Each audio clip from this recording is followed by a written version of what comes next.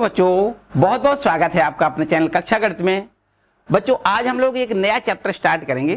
Chapter number है 4 और ये द्विघाती समीकरण है, इसको कहते हैं क्वाड्रेटिक इक्वेशन। बच्चों बहुत ही महत्वपूर्ण चैप्टर है। यहां तो ये महत्वपूर्ण है ही है, परीक्षा में भी इसका उपयोग बहुत ज्यादा है, मतलब परीक्षा में भी इससे प्रश्न पूछे जाते हैं। लेकिन अगर देखा जाए पढ़ाई में तो बहुत हर जगह हर चैप्टर में इसका उपयोग होता है। ठीक है, तो बच्चों बड़े मन से इसको कंप्लीट करना है। यहां पर नहीं बल्कि भौतिक विज्ञान में, विज्ञान के हर क्षेत्र में इसका उपयोग होता है। जहां भी गणना की जरूरत होती है ये अप्लाई करना पड़ता है। द्विघाती समीकरण बहुत ही इंपॉर्टेंट है, ऐसे समझो बच्चों। ठीक है, तो बच्चों पहले हम यहाँ पर क्या क्या सीखने वाले हैं उसकी बात करेंगे कि द्विघात समीकरण जो चैप्टर है इसमें हमें क्या क्या सीखना है।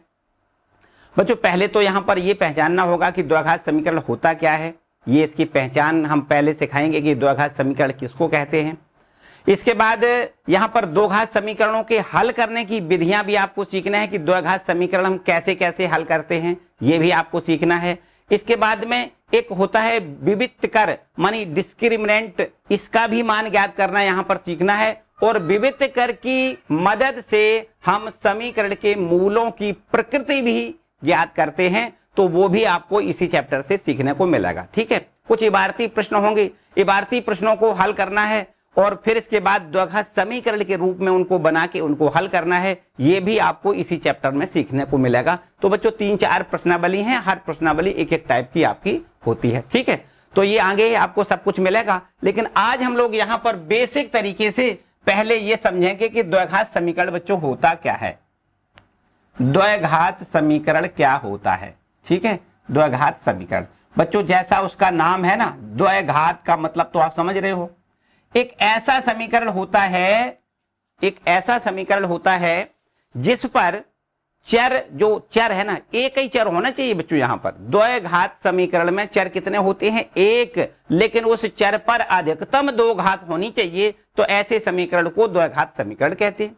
जैसा उसका नाम है बच्चों द्विघात मतलब 2 घात होनी चाहिए, समीकरण होना चाहिए और उस पर चर पर कितनी, अधिकतम 2 घात होनी चाहिए, ऐसे समीकरण को द्विघात समीकरण कहते हैं। ठीक है, ये तो बच्चों परिभाषा की बात हो गई। अगर बात करी जाए कि बच्चों आपने बहुपद पढ़ा है ना, सेकंड वाला जो चैप्टर है बहुपद का वो भी आपने पढ़ा है। बहुपद क्या होता है, बहुपद बच्चों ये होता है, अगर द्विघाती बहुपद की बात करी जाए तो बच्चों ax² + bx + c ये आपका द्विघाती बहुपद होता है कि नहीं होता है, आपने पढ़ा है, ये आपका द्विघाती बहुपद है। अगर द्विघाती बहुपद को बराबर में बच्चों 0 लिख दें तो समझो आपका द्विघात समीकरण बन गया। ये क्या बन गया बच्चों, द्विघात समीकरण बन गया। मतलब द्विघाती बहुपद जो होता है उसको बराबर 0 लिख दें तो ये आपका द्विघाती समीकरण बन जाता है। बस यही समीकरण मानक रूप द्विघात समीकरण का मानक रूप कहलाता है। क्या कहलाता है बच्चों, मानक रूप, इसको कहेंगे स्टैंडर्ड फॉर्म कहलाता है। ठीक है, ये द्विघात समीकरण इस रूप का होता है। ठीक है बच्चों, कभी ऐसा मत सोचना कि यहां पर तीन पद होना जरूरी है, कभी ऐसा नहीं भी हो सकता है कि 3 पद आपको मिले। जैसे ऐसा भी हो सकता है कि ये बीच वाला पद गायब कर दें, अगर हम यहाँ ax² + c लिख दें बराबर 0 कर दें तो ये भी आपका द्विघात समीकरण है बच्चों। ये भी समीकरण क्या है, द्विघात समीकरण है। अगर आपसे ये कहा जाए कि भाई अगर ax² + bx ये लिखा जाए बराबर 0, ये मतलब c का मान 0 हो, तो बच्चों ये भी आपका द्विघात समीकरण है, इसको भी हम द्विघात समीकरण कहेंगे। लेकिन याद करो, देखो ध्यान दें बच्चों, अगर ऐसा है कि x² का पद ना हो, केवल इतना हो bx + c बराबर 0, तो बच्चों ये द्विघात समीकरण नहीं है, ये द्विघात नहीं है, क्योंकि यहां पर चर जो है ना उस पर 2 घात तो है ही नहीं।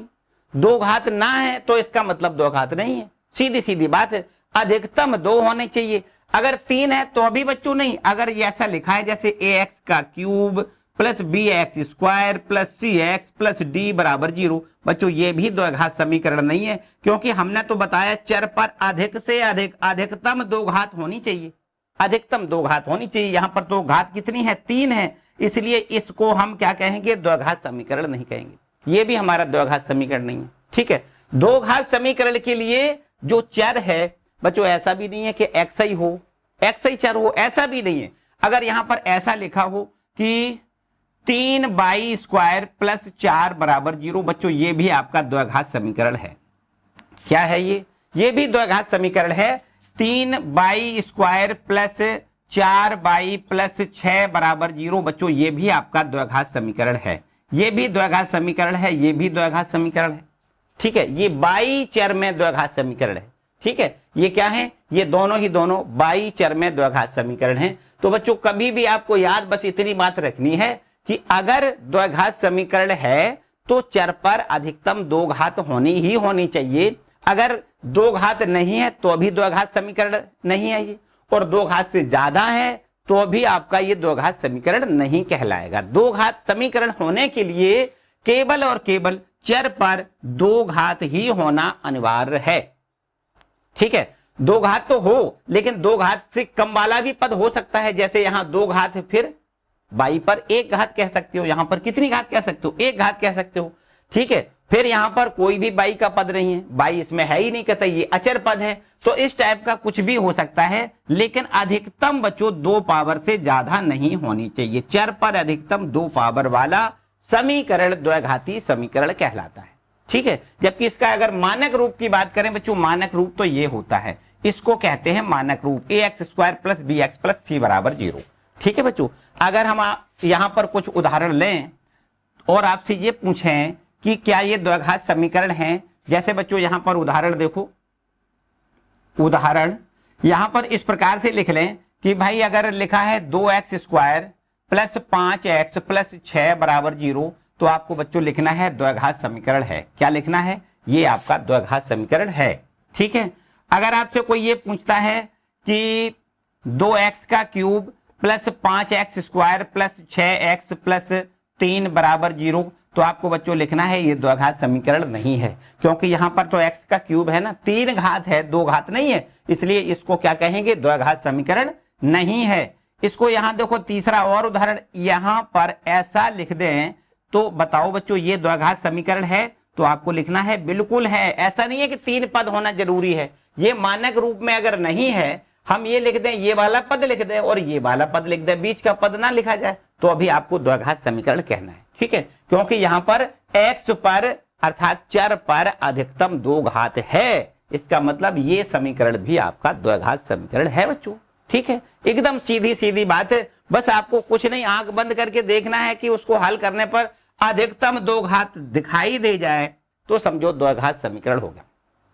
क्लियर बच्चों, किसी को कोई डाउट नहीं, बस पहचान के देख के आप सीधा पहचान जाओगे कि द्विघात समीकरण है या नहीं है। ऐसा भी कभी हो सकता है कि लिखा हो 2x² प्लस में 5x बराबर 0, बच्चों ये भी आपका द्विघात समीकरण है। ये भी समीकरण आपका क्या है, द्विघात समीकरण है। यहां पर x पर कितनी घात है, 2 घात है, अचर पद नहीं है, ये c का मान नहीं है। अगर आपसे कोई ये पूछता है बच्चों यहां पर a b c के मान बताओ, तो बच्चों यहां से आपको इसको ऐसे लिख सकते हो, 2x² प्लस 5x प्लस यहां देखो c का मान 0 है, समझो है ना, यहां अचर पद नहीं है, प्लस 0 लिख सकते हो। यहां ax² plus bx plus c बराबर 0 से अगर इसकी तुलना कर दी जाए तो हम निश्चित रूप से a b c का मान ज्ञात कर सकते हैं। बच्चों यहां पर देखो, बताओ a का मान कितना है, तो बच्चों यहां से आपको दिखाई दे रहा है a का मान, a बराबर कितना है, a का मतलब x² का गुणांक, a का मतलब x² का गुणांक। देखो x² का गुणांक बच्चों कितना है, 2 है, तो आपको यहां से लिखना है a बराबर 2। यहां पर देखो, यहां पर b का क्या मतलब है बच्चों, b का मतलब है x का गुणांक, मतलब जो x का गुणांक होता है उसको हम क्या लिखते हैं, b लिखते हैं। यहां x का गुणांक 5 है, इसलिए b बराबर हमें क्या लिखना है, 5 लिखना है। और यहां से अचर पद देखो कुछ नहीं है, 0 है, इसलिए c बराबर क्या लिखना है, 0 लिखना है। a b c के मान अगर आपसे कहता है, पूछे जाए कि a b c के क्या मान है, मतलब x² का गुणांक क्या है, x² का गुणांक क्या है, x का गुणांक क्या है और अचर पद इसमें क्या है, तो आपको यहां पर तुलना करके a b c के मान बताने होंगे। ठीक है बच्चों, बता सकते हो। इस टाइप के प्रश्न आएंगे तो हम आपको वहां ये बातें, सारी बातें और डिटेल बताएंगे। ठीक है बच्चों, तो मेरे ख्याल से आप पहचान सकते हो कि द्विघात समीकरण है या नहीं, बिल्कुल शकल देख के पहचान जाओगे कि द्विघात समीकरण है या नहीं। कभी कभी शकल बच्चों देख के पहचानने में कुछ गड़बड़ी हो सकती है, तो उसको हम सॉल्व कर लेंगे। जैसे जैसे मान लो हमें ऐसा दिया जाए कि ये हमें इस प्रकार से दिया जाए कि x प्लस 2 का होल स्क्वायर प्लस में यहां पर दिया जाए 5 बराबर में 0। बच्चों आपसे पूछा जाए कि बताओ ये द्विघात समीकरण है या नहीं, बताओ ये द्विघात समीकरण है या नहीं। तो काफी बच्चे यहां से देखेंगे और यहां से कभी ये देखते हैं यहां पर x पर तो एक ही घात है बच्चों, दो तो है नहीं। तो काफी बच्चे गलती कर देते हैं कि ये द्विघात समीकरण नहीं है। इसको हमें वास्तव में यहां से थोड़ा सॉल्व करके बताना पड़ेगा कि ये वास्तव में द्विघात समीकरण है या नहीं। कैसे सॉल्व करोगे बच्चों, यहां पर a प्लस बी का होल स्क्वायर वाला फॉर्मूला लगा दो, मतलब इसका हमें प्रसार करना है, इसका प्रसार कर दें। x प्लस 2 का होल ऑफ स्क्वायर क्या होता है बच्चों, x प्लस 2 का होल स्क्वायर बराबर क्या हो जाएगा, मतलब x का स्क्वायर प्लस यहां पर 2 है तो 2 का स्क्वायर लिखें, प्लस इन दोनों का गुणा का दूना लिखना होता है।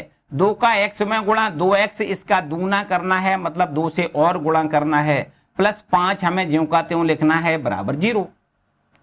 अब आप यहां से देख सकते हो ये x स्क्वायर है, यहां 2 का 2 में गुणा प्लस 4x से देखो लिखोगी 2 दूनी 4x, ठीक है। यहां प्लस 2 का स्क्वायर हमें लिखना है 4 प्लस 5 हमारा ये है बराबर में 0। तो इन दोनों को हम जोड़ के इस प्रकार लिख सकते हैं x square plus 4x plus यहां से 9 बराबर में 0। बच्चों ऐसा लिख सकते हैं, है ना।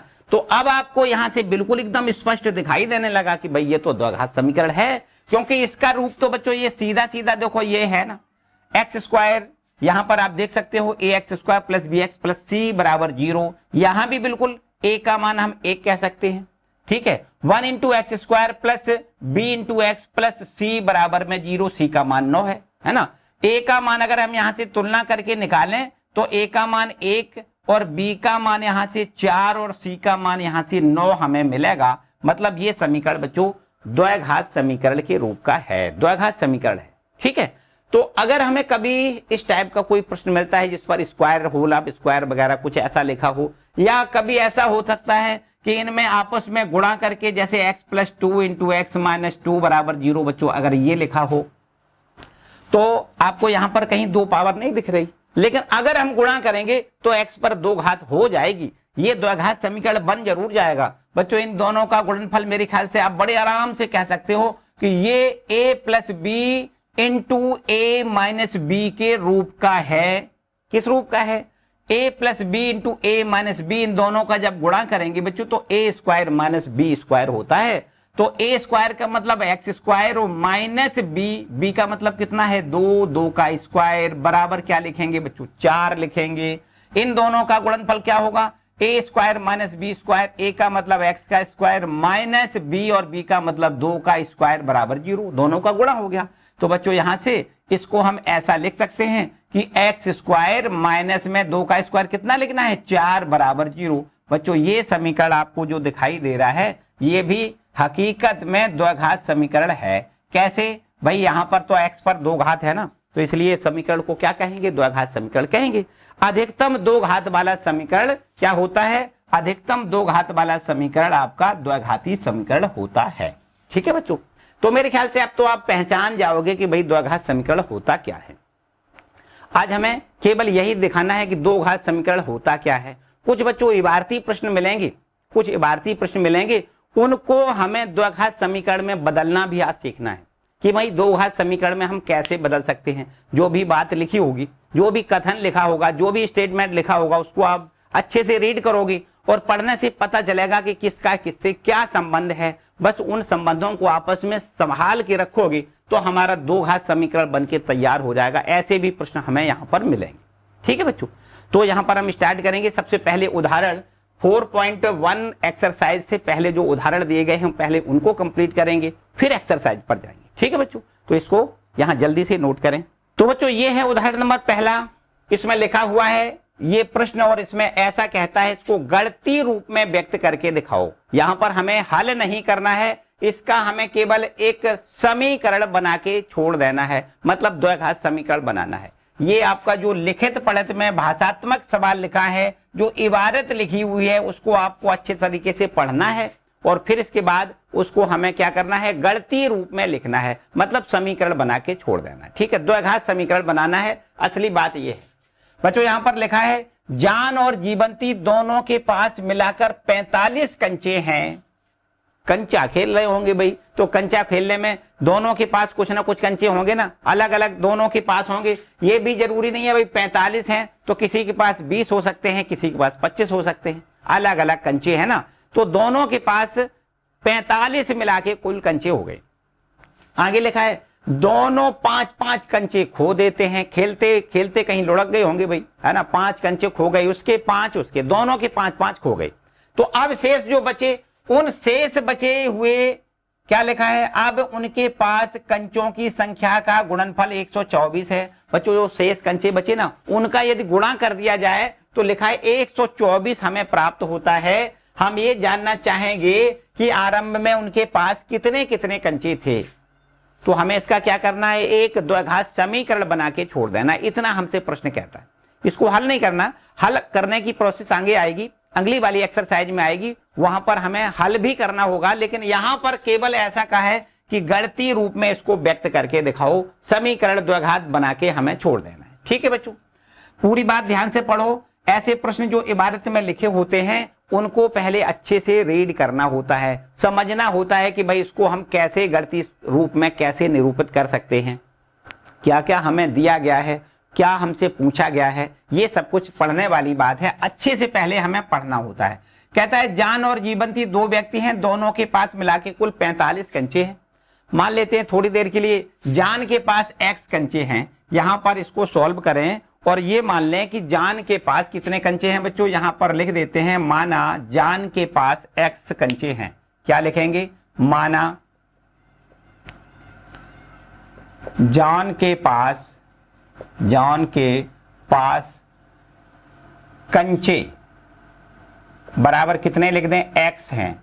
ठीक है, जान के पास हमने मान लिया x कंचे हैं। तो बच्चों प्रश्न तो ये कहता है जान के पास कंचे प्लस जीवंती के पास कंचे दोनों का योग 45 है। तो प्रश्न हमारा ये कहता है कि जान के पास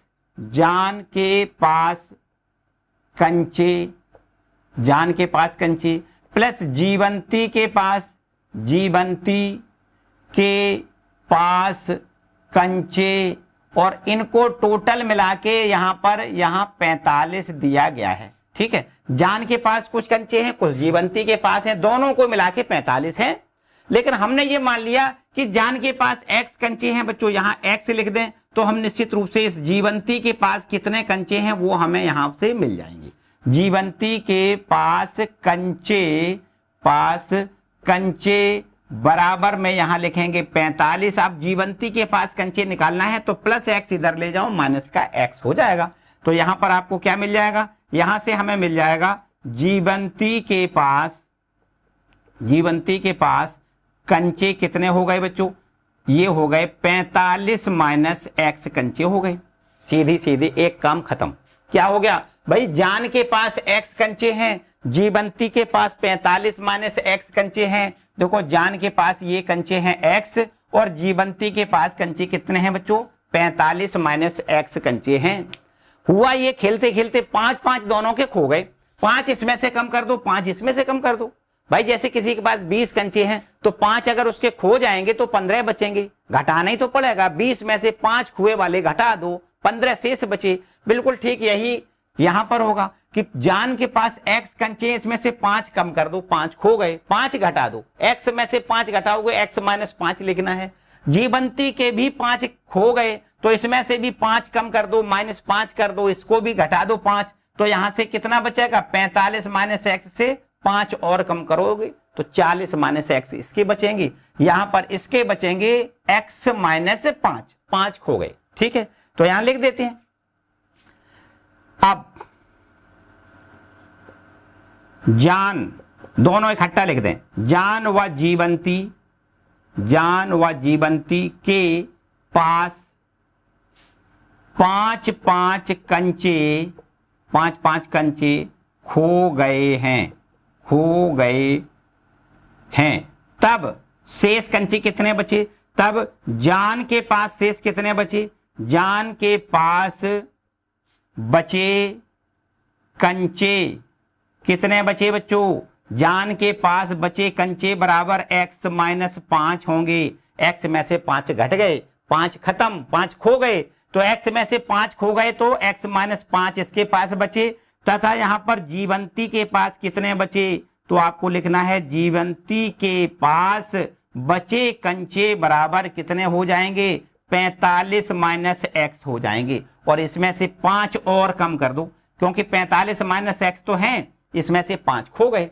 5 कम करोगे तो 5 यहां से घटा के हमें यहां क्या मिलेगा, 40 माइनस एक्स मिल जाएगा। बच्चों यहां से जान के पास बचे कंचे x माइनस 5, जबकि जीवंती के पास बचे कंचे 40 माइनस एक्स। अब प्रश्न ये कहता है कि दोनों के जो बचे हुए कंचे हैं उनका गुणा कर दें, और गुणनफल बराबर देखो शेष कंचों की संख्या का गुणनफल कितना है, 124 है। तो बच्चों यहां पर हमें इन दोनों का गुणा करना है। यहां लिख देते हैं प्रश्नानुसार, क्या लिखेंगे, प्रश्न के अनुसार ऐसा दिया गया है कि जान के पास शेष कंचे गुणे जीवंती के पास शेष कंचे दोनों का गुणनफल बराबर 124 दिया गया है। तो प्रश्न के अनुसार यहां लिख दें, ये हैं जान के पास कंचे, यहां पर ये हैं आपके जीवंती के पास शेष बचे कंचे। तो जान के पास शेष बचे कंचे गुणे जीवंती के पास शेष बचे कंचे, इनकी दोनों का गुणनफल बराबर प्रश्न में 124 दिया गया है। बच्चों क्लियर बात हो गई होगी मेरे ख्याल से, यहां तक किसी को कोई समस्या नहीं। जान के पास ये कंचे बचे थे, जीवंती के पास ये बचे थे, दोनों का गुणा किया तो गुणनफल 124 मिल गया। सिंपल सी बात बच्चों, ठीक है। अब क्या करना है भाई, इसका यहां गुणा कर दें और बस समझो दो घात समीकरण बनके तैयार हो जाएगा, वहीं बंद कर देना है। हमसे प्रश्न में यही कहा गया है कि गणितीय रूप में इसको व्यक्त करना है, मतलब द्विघात समीकरण के रूप में बनाना है बस, ठीक है। तो क्या करना है बच्चों, x का यहां गुणा देखो यहां करके दिखा देते हैं, बिल्कुल एकदम आसान सा काम है। यहां x का गुणा पहले 40 में करना है, 40 x लिखोगी। फिर x का गुणा x में करना है तो माइनस का x स्क्वायर लिखोगी। फिर 5 का गुणा यहां करोगे, 5 चौको 20 मतलब 200 हो जाएगा। माइनस का कितना 200 लिखना है, यहां माइनस माइनस प्लस हो जाएगा, 5 का x में गुणा प्लस का 5x हो जाएगा, और बराबर में यहां 124, बराबर में क्या लिखना है बच्चों 124। क्लियर है, इतनी बात क्लियर। बस इसको हल करोगे, बस समझो आपका ये गणितीय रूप आके तैयार एकदम हो जाएगा। यहां देखो माइनस एक्स स्क्वायर पहले लिख लें, ये एक्स पर स्क्वायर है ना, तो माइनस का एक्स स्क्वायर है ना, तो पहले आपको माइनस एक्स स्क्वायर लिखना है। फिर एक्स वाला पद देखो प्लस का 5x प्लस का 40x, दोनों का योग 45x हो जाएगा, ठीक है। यहां देखो माइनस का लिखा है बच्चों 200, ये इधर ले आओगे तो माइनस का 124 हो जाएगा, बराबर में क्या लिख दें 0 लिख दें, ठीक है। अब माइनस एक्स स्क्वायर ये ठीक है, यहां 45x लिखा है ये भी बिल्कुल ठीक है। यहां ये दोनों माइनस के हैं तो जोड़ के लिख दो, 200 और 124 माइनस में लिखोगे 324, और बराबर में क्या लिखें 0। बच्चों ये आपका देखो गणितीय रूप बन गया। इसको चाहो अगर तो ऐसा भी कर सकते हो कि माइनस जो पहले लिखा है इस माइनस से पूरा समीकरण में गुणा कर दो, तो ये प्लस का हो जाएगा, जो प्लस वाला है वो माइनस का हो जाएगा, माइनस वाला है वो प्लस का हो जाएगा।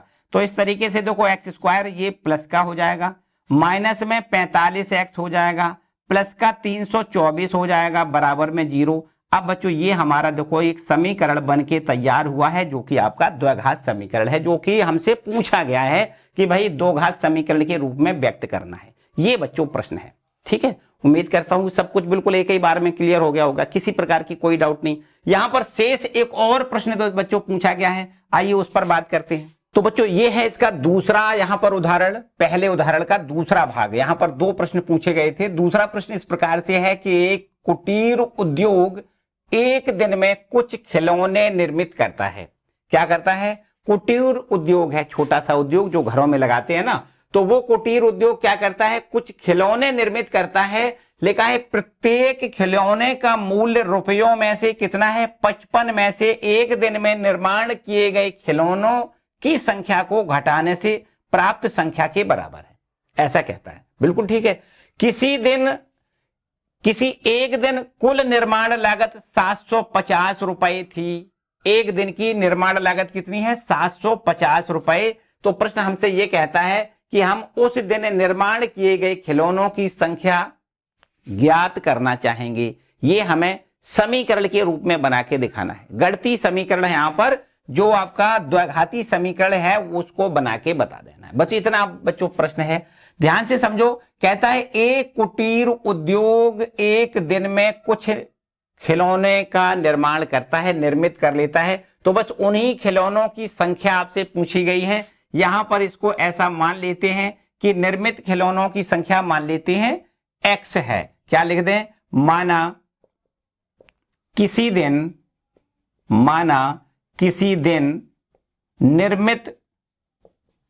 निर्मित खिलौनों की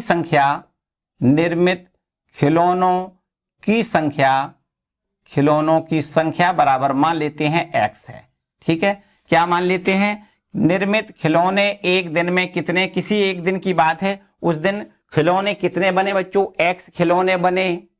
अब प्रश्न आपका आगे क्या कहता है? प्रत्येक खिलौने का मूल्य कितना है, मतलब एक खिलौने का मूल्य कितना है? कहता है 55 में से एक दिन में निर्मित खिलौनों की संख्या को घटा दें। एक दिन में खिलौने बने x, तो हमें 55 में से x घटा देना है, तो एक खिलौने की निर्माण लागत निकल के आएगी। बच्चों यहां पर देखो प्रश्न कहता है, प्रश्न के अनुसार हम यहां पर चलेंगे। प्रश्नानुसार क्या कहता है प्रश्न? एक देखो प्रत्येक खिलौने का मूल्य यहां पर लिखना है। प्रश्न के अनुसार प्रत्येक खिलौने का मूल्य कितना है? इसका मूल्य, एक खिलौने का मूल्य कितना है बच्चों? लिखा है 55 में से ये निर्माण किए गए खिलौनों की संख्या को घटाना है। तो 55 में से इस x को घटा दें, तो एक खिलौने का मूल्य बच्चों ये इतने रुपए हो जाएगा। 55 माइनस x रुपया एक खिलौने का मूल्य। अब बच्चों अगर ये पूछा जाए कि उस दिन जो खिलौने बने उनका सबका लागत कितनी, सबकी लागत कितनी हो गई? टोटल x खिलौने बने हैं, एक खिलौना 55 माइनस x का है, तो x खिलौनों की लागत कितनी हो जाएगी? दोनों का गुणा कर दें। एक खिलौना 55 माइनस x का है, x खिलौनों की लागत पूछी गई है, तो दोनों को अगर गुणा कर दें, इसलिए यहां पर लिखना है, इसलिए एक दिन की सभी खिलौनों की कुल लागत, सभी खिलौनों की कुल लागत कितनी हो जाएगी बच्चों? एक लागत, ठीक है, कितनी हो जाएगी? एक खिलौनों की लागत कितनी है? एक खिलौने की लागत है 55 माइनस x, और टोटल खिलौने x बने, तो टोटल खिलौनों की लागत कितनी हो जाएगी? x इंटू 55 माइनस x रुपया हो जाएगी। ठीक है बच्चों, इतनी बात ठीक है। अब प्रश्न क्या कहता है कि एक दिन में, प्रश्न देखो क्या कहता है, किसी एक दिन उस निर्माण लागत, उसकी कुल निर्माण लागत कितनी है? 750 रुपए। टोटल उस दिन की निर्माण लागत 750 रुपए है। तो यहां पर टोटल लागत यहां कितनी है? x इंटू 55 माइनस x है, इसको हम काई के बराबर लिखेंगे? 750 के बराबर लिखेंगे। ठीक है, यहां पर लिखेंगे इस प्रकार से कि x इंटू में 55 माइनस x जो है ये 750 है, ऐसा लिखोगे। ठीक है, एक दिन में जो भी लागत लगी है वो 750 रुपए है। एक दिन में खिलौने बने x, एक खिलौने का मूल्य इतना है, टोटल खिलौने का मूल्य मतलब दोनों का गुणा करना है, तो टोटल खिलौने के मूल्य ये इतनी लागत है। ठीक है, और ये लागत 750 है, प्रश्न कहता है, तो बराबर हम 750 लिख दें। बस इसको बच्चों हल करेंगे तो यहां पर एक समीकरण जो बनेगा बस वही समीकरण हमसे पूछा गया है। x का यहां अंदर गुणा करोगे 55 इंटू एक्स माइनस एक्स का x से गुणा x स्क्वायर लिखना है। यहां इधर इसको ले आओ तो माइनस का 750 लिख दें बराबर में 0। सिंपल सा बात बच्चों, ये तो हमारा देखो, ये इसको ऐसे भी लिख सकते हो, माइनस का पूरे समीकरण में गुणा कर दें, तो माइनस का जब गुणा करोगे तो एक्स स्क्वायर प्लस का हो जाएगा। यहां माइनस का ये 55x हो जाएगा, प्लस में 750 लिखना है बराबर में 0। बच्चों ये आपका गणितीय समीकरण बन गया। ठीक है, प्रश्न हमसे जो कह रहा था उसके अनुसार हमने ये समीकरण बना लिया कि भाई जो यहां पर ये शर्त दी गई ना उसके अनुसार इसको हमें क्या करना है, गणितीय समीकरण के रूप में यहां पर इसको व्यक्त करना है। ठीक है बच्चों, तो ये x का मतलब क्या है? x का मतलब क्या है? x का मतलब है एक दिन में निर्मित खिलौनों की संख्या। यहां पर x जो है एक दिन में निर्मित खिलौनों की संख्या है। जो भी x का मान निकलेगा वो इस समीकरण को संतुष्ट जरूर करेगा। बच्चों यहां पर x का मान अभी हमें नहीं निकालना है। ठीक है, जो जितना प्रश्न में पूछा गया है उतना आपको करना है। आगे x का मान मतलब समीकरण को हल करना, इससे आगे आपको सीखने को मिलेगा। ठीक है, अगली एक्सरसाइज होगी 4.2 एक्सरसाइज में आपको इस तरीके के ही प्रश्न मिलेंगे, इनको हमें हल करना वहां सिखाया जाएगा। ठीक है बच्चों, तो ये हो गया उदाहरण नंबर पहले का दूसरा भाग।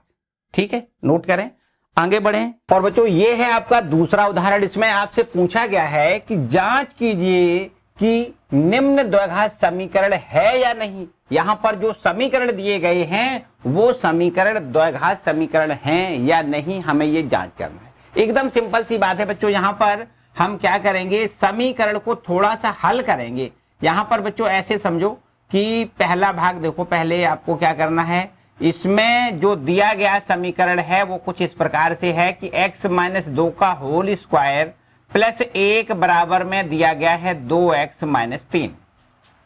बच्चों थोड़ा सा और आगे बढ़ें, तो यहां से थोड़ा और आगे जब बढ़ाओगे तो x - 2 का जो स्क्वायर लिखा है इस पर हम a - b का होल स्क्वायर फॉर्मूला लगा दें।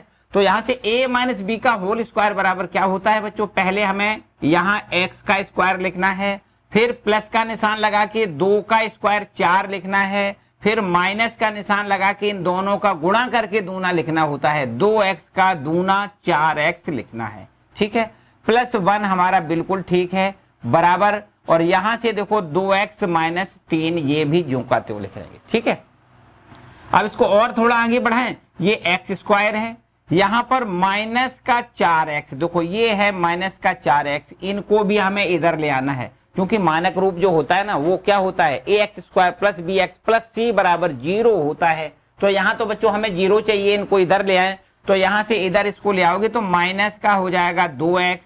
ठीक है, यहाँ इसको ले आओगे प्लस का 3 हो जाएगा, यहाँ देखो 4 + 1 मतलब 5 लिख देना है, और बराबर अब इधर क्या बचा 0।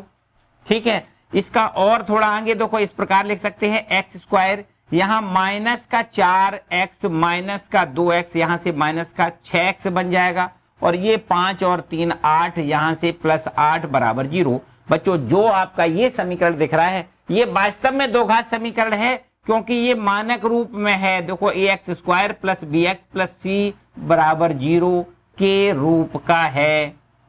अतः आपको लिखना है यह समीकरण क्या है, अतः यह समीकरण लिखना है द्विघात समीकरण है। ठीक है, अतः यह समीकरण मतलब ये वाला समीकरण। ठीक है, अतः ये लिखना है समीकरण x - 2 का होल स्क्वायर प्लस 1 बराबर 2x - 3 द्विघाती समीकरण है। ठीक है, ऐसा लिख देना है, या फिर ऐसा ना भी लिखो तो भी ये भी चलेगा कि भाई ये इस रूप का है, अतः समीकरण द्विघाती है। ठीक है, क्या लिखना है, अतः समीकरण ये द्विघाती समीकरण है, द्विघातीय समीकरण है, ऐसा लिख देना है बच्चों। ठीक है, किसी को कोई डाउट है क्या, बस सीधा थोड़ा सा आगे बढ़ाओ, हमें इस फॉर्मेट में मिल जाना चाहिए। यदि ax² + bx बराबर ax² + bx + c बराबर 0 के फॉर्मेट में मिलता है तो हमें ये निश्चित हो जाता है कि ये समीकरण जो है वो आपका द्विघाती समीकरण है। ठीक है बच्चों, ये तो बात आपकी पहले वाले समीकरण की हुई कि ये वाला द्विघात समीकरण है, पहला वाला। चलो दूसरा वाला चेक कर लेते हैं। देखो दूसरा समीकरण द्विघात समीकरण है या नहीं, यहाँ देखो दूसरा समीकरण द्विघात समीकरण है या नहीं। बच्चों यहाँ पर दूसरा वाला जो समीकरण है वो इस प्रकार लिखा है, x × x + 1 और प्लस में 8 इक्वल टू में यहाँ पर x + 2 इंटू में x - 2, ये हमारा दूसरा समीकरण है। इसको भी थोड़ा और आगे बढ़ा दो, x का अंदर गुणा करें, देखो x² हो जाएगा, प्लस यहाँ x का 1 में गुणा 1x हो जाएगा। ठीक है, +8 हमें ज्यों का त्यों रखना है, बराबर यहाँ इन दोनों का गुणा करो। दोनों का गुणा कितना हो जाएगा बच्चों, x + 2 से x - 2 का जब गुणा करेंगे तो ये वाला देखो ध्यान दें, a - b into a + b के रूप में जब समीकरण ये दो गुणनखंड लिखे होते हैं तब इनका गुणनफल क्या होता है, a² - b² होता है। तो बस वही फॉर्मेट है, देखो a + b a - b मतलब a का स्क्वायर माइनस b का स्क्वायर। b कितना है, 2 है, 2 का स्क्वायर क्या लिख दें बच्चों, सीधा डायरेक्ट 4 लिख दें। ठीक है, x का स्क्वायर माइनस 2 का स्क्वायर, तो x² तो ठीक है, 2 का स्क्वायर हम 4 लिख लेंगे। ठीक है, आगे थोड़ा और बढ़ाएं, देखो x² यहाँ से कैंसिल हो जाएगा, तो अब बचेगा कितना, x + 8, ये x + 8 यहाँ इधर ले आओ, प्लस का ये 4 हो जाएगा, बराबर में 0। बच्चों यहाँ पर आपको x + 8 4 12 बराबर 0, ये आपको देखो जो समीकरण मिल रहा है, बताओ क्या ये समीकरण द्विघाती है बच्चों? यहां पर तो x की घात 2 है ही नहीं। चर पर अधिकतम 2 घात वाला समीकरण द्विघाती समीकरण होता है, जिसका फॉर्मेट क्या होता है? जिसका फॉर्मेट ये होता है, देखो ax square plus B x plus सी बराबर 0। इस रूप में ये नहीं है, तो आपको क्या लिखना है? क्योंकि समीकरण x प्लस जो 12 जो लिखा है वो इस फॉर्मेट में नहीं है, ax square plus B x plus सी बराबर 0 के रूप में नहीं है, रूप में नहीं है। अतः आपको क्या लिखना है? अतः यह द्विघात समीकरण नहीं है। ठीक है, यह द्विघात समीकरण नहीं है, बस ऐसा लिख देना है। ठीक है, बस केवल थोड़ा सा आगे हल करके देख लो कि भाई अगर ये इस फॉर्मेट में आ रहा है तो हमें लिखना है द्विघात समीकरण है, यदि इस फॉर्मेट में नहीं आ रहा है तो लिखना है कि हमारा समीकरण द्विघाती समीकरण नहीं है। क्लियर बच्चों? इसी टाइप से देखो तीसरा भी प्रश्न हम लोग यहाँ कर सकते हैं, किसी प्रकार की कोई समस्या नहीं, बस यहाँ थोड़ा सा आगे बढ़ो, बस समझो तीसरे पार्ट का भी हल हो जाएगा। जो लिखा हुआ है ना उसको हम थोड़ा सा और आगे बढ़ाएंगे तो हम यहां से देखेंगे। देखो तीसरा पार्ट है x इंटू 2x प्लस 3 बराबर में यहां लिखा है x स्क्वायर प्लस 1।